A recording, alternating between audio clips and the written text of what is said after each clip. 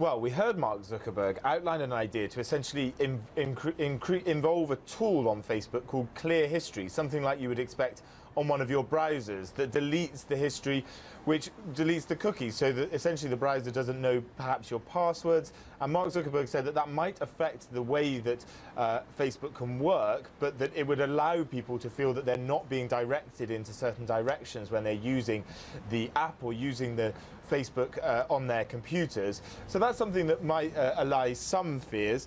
He also said that Facebook is working with governments to share threats in real time regarding this accusation of this sort of infiltration of elections and the fake news that is involved and the complaints. He says that they've deleted 30,000 fake accounts to that end as well. But he was still getting a bit of a grilling. At the moment, the MEPs, the heads of their parties and heads of certain different political committees in the European Parliament are continuing to grill him about what Facebook is essentially as well. Many have accused it of being a monopoly. They're asking him questions. Will he be prepared to sell off some of the subsidiaries like Messenger, for instance, perhaps Instagram or WhatsApp, to prevent the Facebook group having a monopoly? They're not very happy and they're really trying to take him on at the moment. We'll have to see how he replies. The hearing is ongoing. Yes, and Jack, what is the EU hoping to achieve, though, out of this session? Well, essentially, they want answers to a number of questions. There's been a lot of questions. Firstly, on the monopoly, that side of things.